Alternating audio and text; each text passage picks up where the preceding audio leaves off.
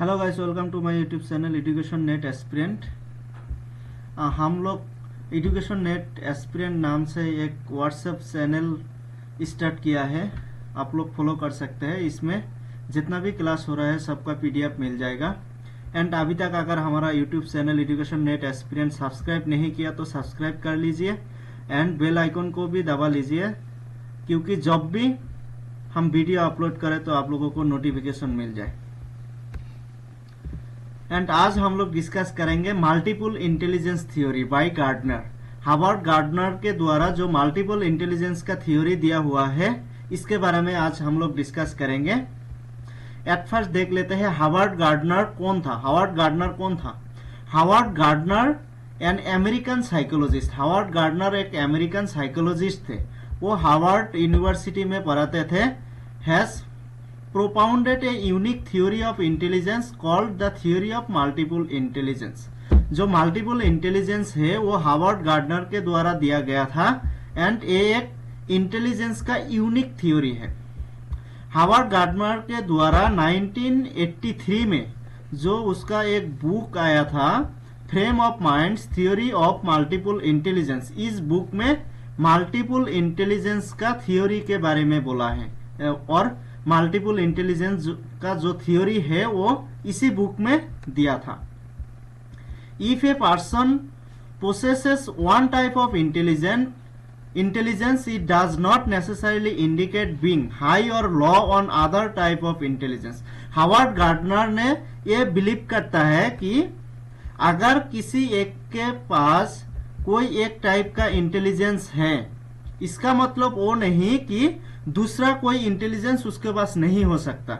एक पर्सन के अंदर बहुत तरह का मल्टीपल टाइप ऑफ इंटेलिजेंस हो सकता है।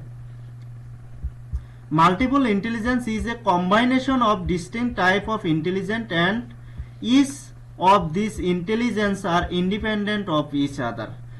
इसका मतलब क्या हुआ, एक आदमी के अंदर, एक पर्सन के अंदर इंटेलिजेंस का एक कॉम्बिनेशन होता है, मल्टीपल इंटेलिजेंस का एक कॉम्बिनेशन होता है। बहुत टाइप का इंटेलिजेंस एक ही पर्सन के अंदर हो सकता है एंड ये जितना भी तरह का इंटेलिजेंस है वो सब इंडिपेंडेंट है, ईच अदर से इंडिपेंडेंट होता है, एक दूसरे के ऊपर डिपेंडेंट नहीं होता है। When a person face any problem in his life, different type of intelligence interact and work together to find the solution of the problem।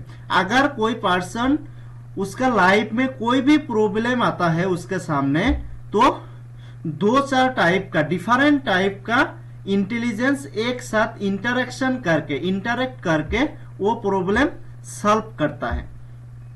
अगर तुम्हारे सामने कोई भी एक प्रॉब्लम आ जाए तो वो प्रॉब्लम सॉल्व करने के लिए तुम्हारा अंदर का जो इंटेलिजेंस है, multiple intelligence, various type of intelligence है, वो एक साथ इंटरेक्ट करके तुम्हारा वो प्रॉब्लम सॉल्व कर देगा। इस person possess this intelligence to some extent but there is always primary और मोर डोमिनेंट इंटेलिजेंस। तुम्हारा पास बहुत ज्यादा डिफरेंट टाइप का इंटेलिजेंस होता है, लेकिन उसमें से एक और एक से ज्यादा टाइप का ऐसा इंटेलिजेंस होता है वो तुम्हारा अंदर बहुत ज्यादा होता है एंड डोमिनेट करता है। दूसरा टाइप का जितना भी इंटेलिजेंस है उसको डोमिनेट करके रखता है।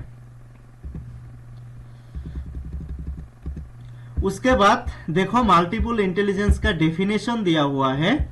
Multiple intelligence provide student with a multiple OS to demonstrate knowledge and skill. Multiple intelligence क्या करता है, स्टूडेंट को मल्टीपल ओएस प्रोवाइड करता है खुद का जो नॉलेज एंड स्किल है उसको डेमोस्ट्रेट करने के लिए। इंक्रीज इंगेजमेंट इन लर्निंग में इंगेजमेंट इंक्रीज करता है and provide teacher with more accurate understanding of students knowledge and skill. And teacher को मोर एक्यूरेट अंडरस्टैंडिंग, स्टूडेंट के बारे में ज्यादा अंडरस्टैंडिंग, स्टूडेंट का जो नॉलेज है, जो स्किल है, उसके बारे में एक्यूरेट अंडरस्टैंडिंग प्रोवाइड करता है। Howard Gardner studied extremely talented person who had shown exceptional abilities in their respective areas and describe 8 types of intelligence। जो हावर्ड गार्डनर ने स्टडी किया था, ये थ्योरी मल्टीपल इंटेलिजेंस थ्योरी देने के लिए जो स्टडी किया था, उसमें हावर्ड गार्डनर ने एक्सट्रीमली टैलेंटेड जो पर्सन है, जो बच्चा है, उन लोगों को स्टडी किया था एंड उन लोगों के अंदर वो 8 टाइप ऑफ इंटेलिजेंस देखा था, 8 टाइप ऑफ इंटेलिजेंस देखा था। उसके बारे में इस थ्योरी में डिस्कस किया है हावर्ड गार्डनर ने। वो 8 टाइप्स ऑफ इंटेलिजेंस क्या क्या था? फर्स्ट था लिंग्विस्टिक इंटेलिजेंस। लिंग्विस्टिक इंटेलिजेंस मतलब जिन लोगों के पास लैंग्वेज के बारे में बहुत ज्यादा नॉलेज है, लैंग्वेज के बारे में उन लोगों के पास बहुत ज्यादा एबिलिटीज है। It is responsible for all kinds of linguistic competence, abilities, talent and skill available in human beings. जिन लोगों के पास बहुत ज्यादा लैंग्वेज के बारे में कॉम्पिटेंस होता है, एबिलिटीज होता है, टैलेंट होता है और स्किल होता है, उन लोगों के पास मतलब लिंग्विस्टिक इंटेलिजेंस है। It is kind of skill related to reading, writing, listening, talking, understanding. ये एक प्रकार स्किल है जो रीडिंग के साथ रिलेटेड है, राइटिंग के साथ रिलेटेड है, लिस्टनिंग के साथ रिलेटेड है, अंडरस्टैंडिंग के साथ रिलेटेड है, टॉकिंग के साथ रिलेटेड है। This type of intelligence deal with the production and use of language. Linguistic intelligence किसके साथ डील करता है कि लैंग्वेज का यूज करना और लैंग्वेज प्रोडक्शन के साथ जो इंटेलिजेंस चाहिए उसके साथ डील करता है। लिंग्विस्टिक इंटेलिजेंस इजीली याद कर लेना। लिंग्विस्टिक इंटेलिजेंस मतलब जो लोग लैंग्वेज के बारे में ज्यादा सोचते हैं, लैंग्वेज के बारे में टैलेंट जिन लोगों के अंदर होता है। एग्जाम्पल देखो, जो लोग पोएट होता है, writers, teacher, lawyers, politician, translator, journalist, इन लोगों के पास लिंग्विस्टिक नॉलेज बहुत ज्यादा होता है। लैंग्वेज के बारे में इन लोग बहुत ज्यादा क्रिएटिव होता है। कब क्या बोलना है, कब किस तरह से लैंग्वेज यूज करना है, उसके बारे में बहुत ज्यादा नॉलेज होता है इन लोगों के पास। उसके बाद सेकेंड नंबर पे आया है logical mathematical intelligence. Logical mathematical intelligence, this type of intelligence deals with scientific thinking and problem solving, abstract reasoning and manipulation of symbols involve in numerical problems. जो लॉजिकल एंड मैथमेटिकल इंटेलिजेंस किसके साथ deal करता है? जो scientific thinking और problem solving के साथ deal करता है।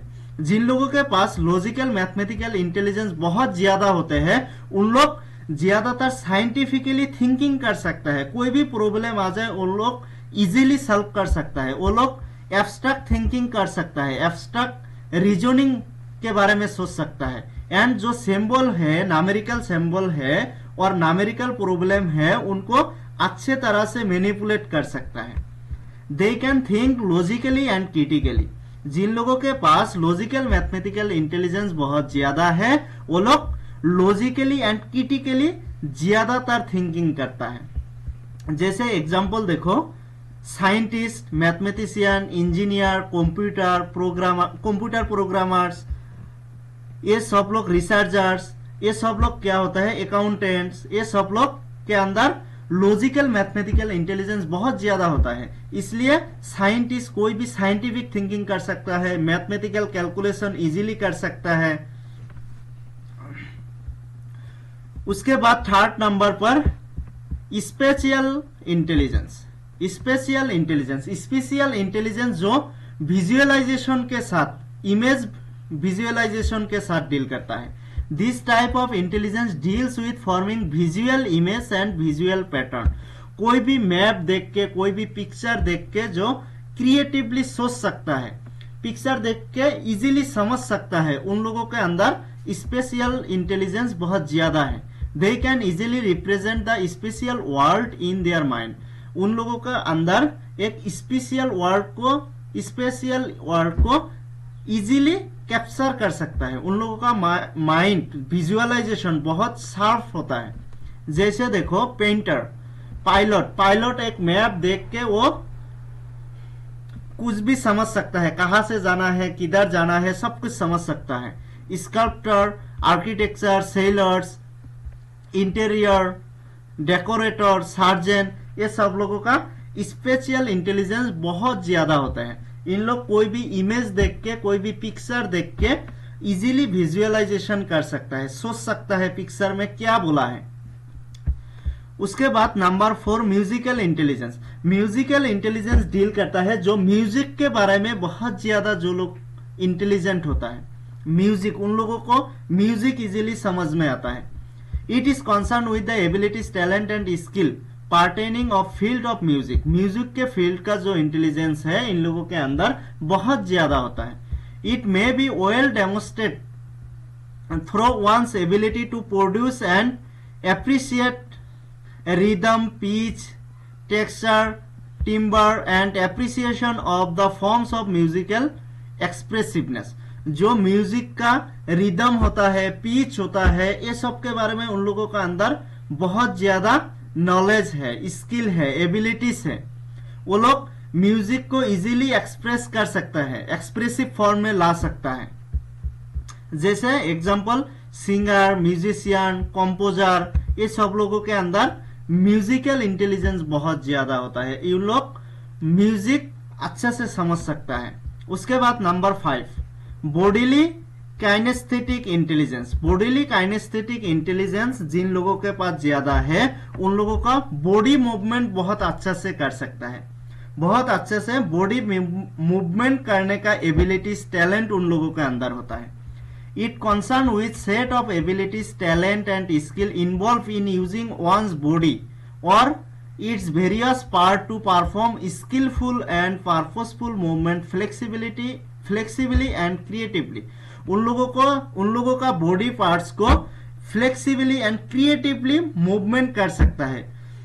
बॉडी पार्ट को मूवमेंट करने के लिए जो स्किल चाहिए, जो इंटेलिजेंस चाहिए, इन लोगों के अंदर बहुत ज्यादा होता है।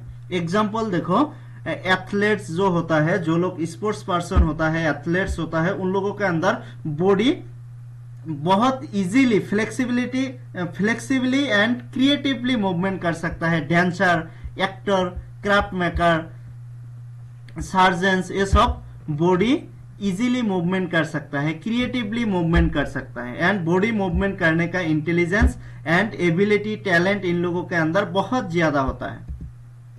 उसके बाद नंबर 6 इंट्रापर्सनल इंटेलिजेंस।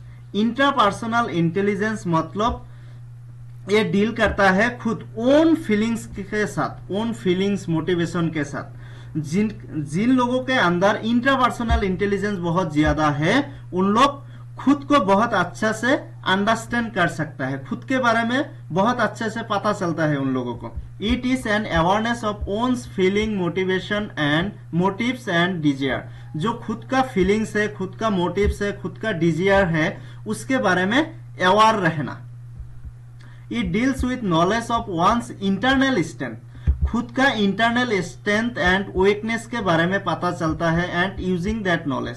जो खुद का इंटरनल स्ट्रेंथ है, खुद का इंटरनल वीकनेस है, एंड जो स्ट्रेंथ वीकनेस है उसको किस तरह से यूज करना है उसके बारे में खुद को बहुत अच्छे से पता चलता है। To effectively related to others, they use have clear understanding regarding their own identity.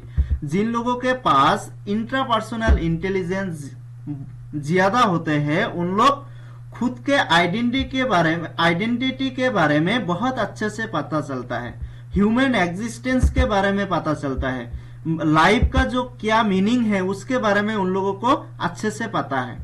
जैसे example philosophers, yogis, spiritual leaders, saints, ये सबको इंट्रापर्सनल इंटेलिजेंस इन लोगों के अंदर बहुत ज्यादा है। इन लोग खुद के बारे में बहुत अच्छे से जानता है। उसके बाद number 7 interpersonal intelligence. Interpersonal intelligence deal करता है दूसरे का बिहेवियर, इमोशन, मोटिव्स के बारे में अंडरस्टैंड करना के साथ।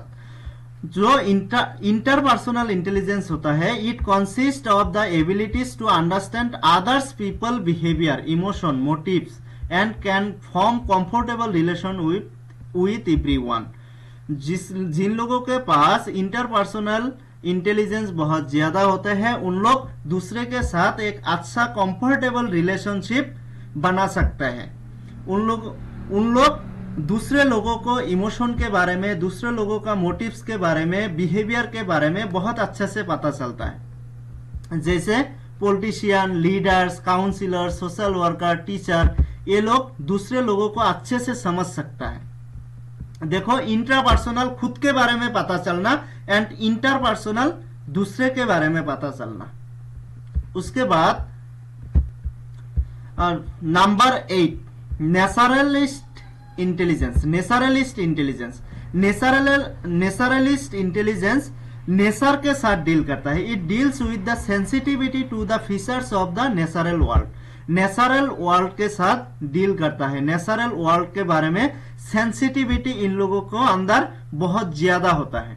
Example, hunters, farmers, tourist, students of biological science, ये सबका नेचर के बारे में बहुत ज्यादा एबिलिटीज होता है, नॉलेज होता है। नेचर के बारे में ये लोग बहुत ज्यादा सेंसिटिव होता है। तो ये 8 टाइप्स ऑफ इंटेलिजेंस के बारे में गार्डनर ने बोला था। ये 8 टाइप्स अच्छे से याद रखना, यही गार्डनर का थ्योरी है।